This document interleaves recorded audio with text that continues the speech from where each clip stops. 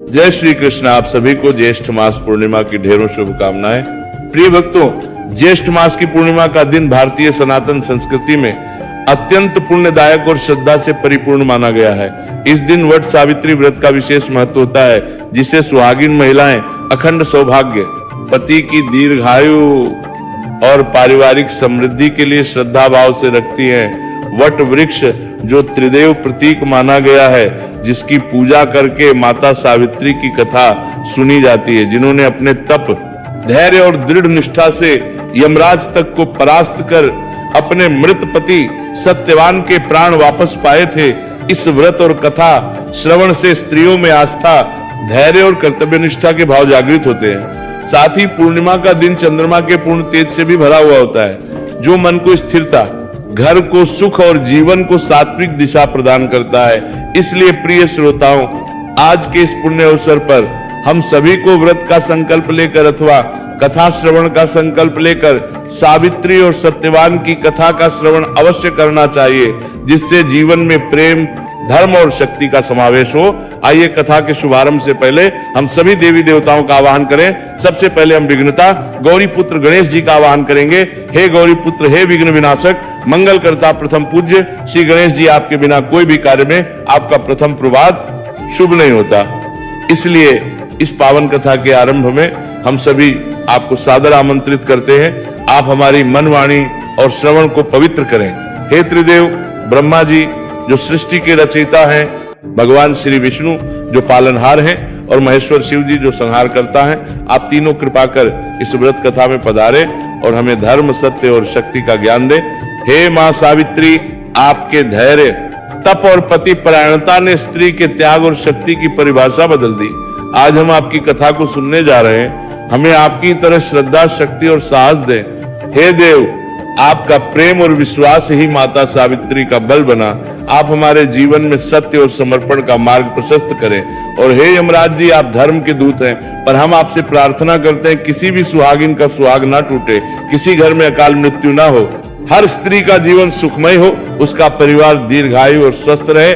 आपके द्वारा मृत्यु को भी प्रेम और संकल्प से हराया जा सकता है, ये माता सावित्री ने सिद्ध किया है। हम सभी आपको प्रणाम करते हैं। सावित्री और सत्यवान की कथा सबसे पहले महाभारत के वन पर्व में मिलती है। जब युधिष्ठिर महाराज ने मार्कंडेय ऋषि से पूछा था कि हे ऋषिवर, क्या कोई और भी ऐसी स्त्री थी जिसने द्रौपदी जितना कठिन व्रत किया था, तब मार्कंडेय ऋषियों ने विस्तार पूर्वक कथा सुनाते हैं, जिसे एक समय महादेव जी ने देवी पार्वती को सुनाया था।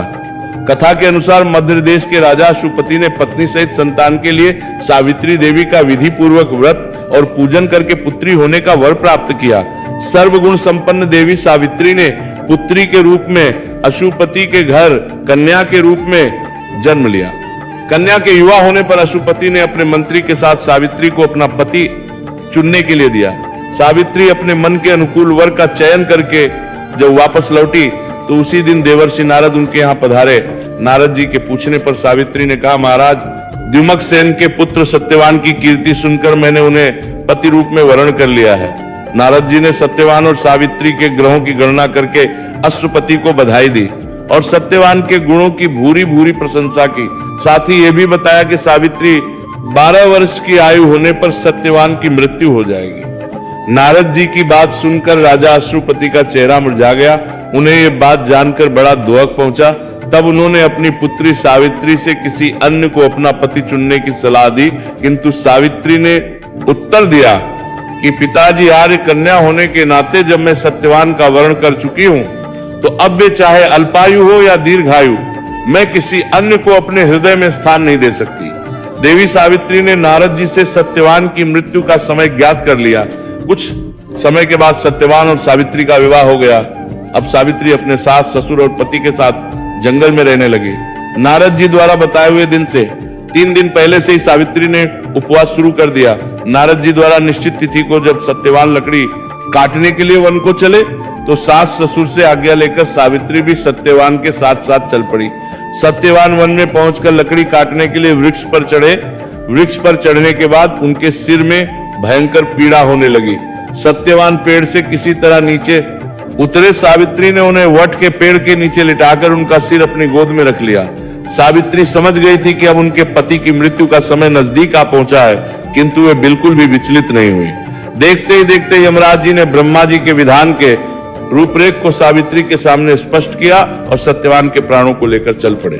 कहीं न कहीं पर कुछ कथाओं में ऐसा भी उल्लेख मिलता है कि वटवृक्ष के नीचे लेटे हुए सत्यवान को सांप ने डस लिया था।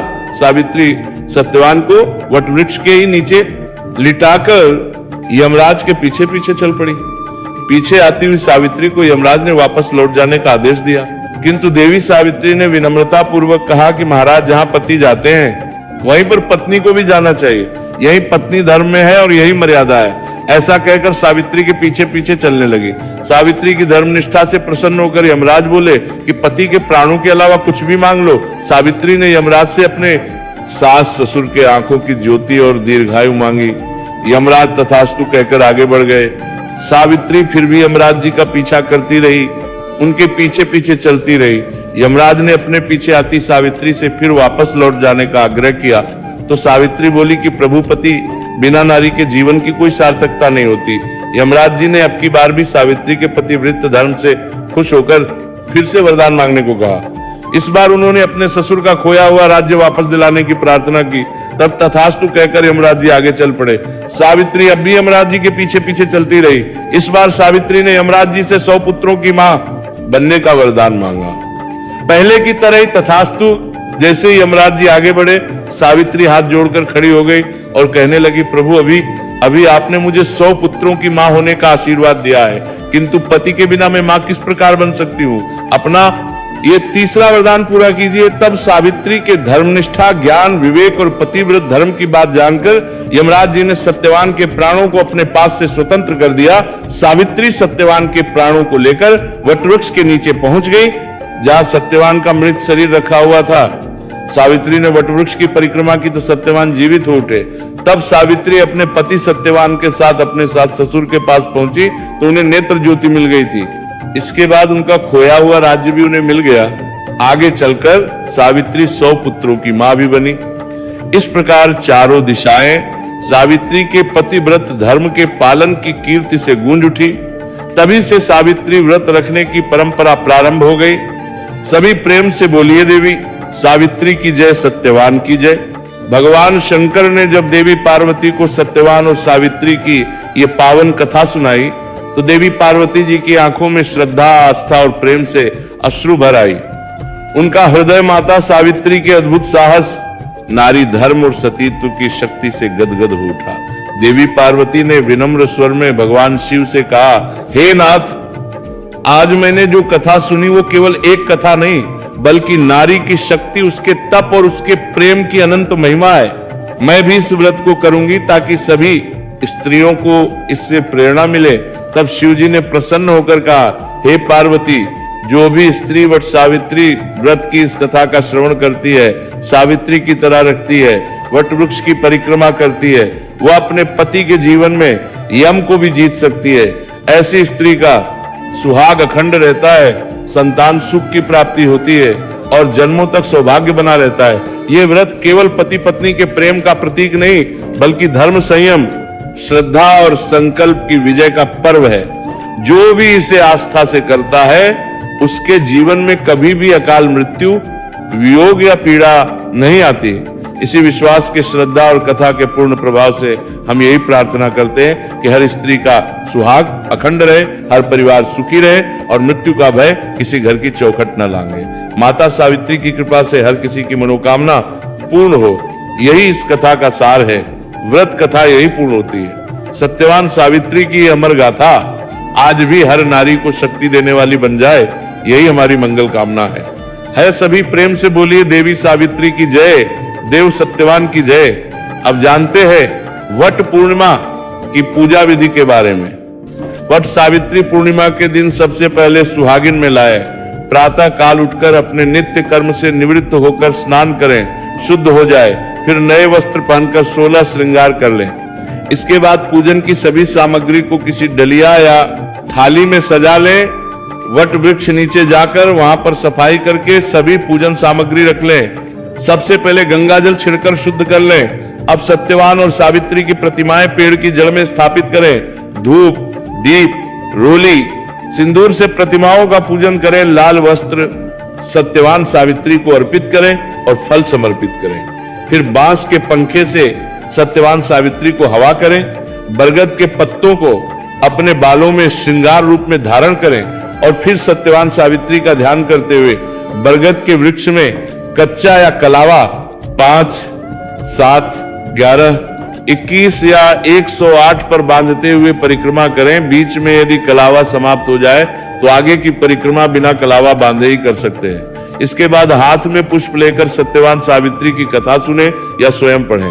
अब पूजा करने के बाद हाथ जोड़कर सच्चे मन से पूजा में हुई गलती के लिए क्षमा याचना करें।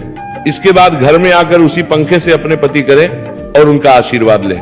फिर शाम के समय एक बार मीठा फलाहार करें और अपने पति की लंबी आयु के लिए प्रार्थना करें। वट सावित्री व्रत को अधिकतर महिलाएं निर्जला और निराहार रहकर करती हैं। आपके यहाँ पर जैसी भी मान्यता हो उसके अनुसार आप इस व्रत का संकल्प धारण कर सकती हैं।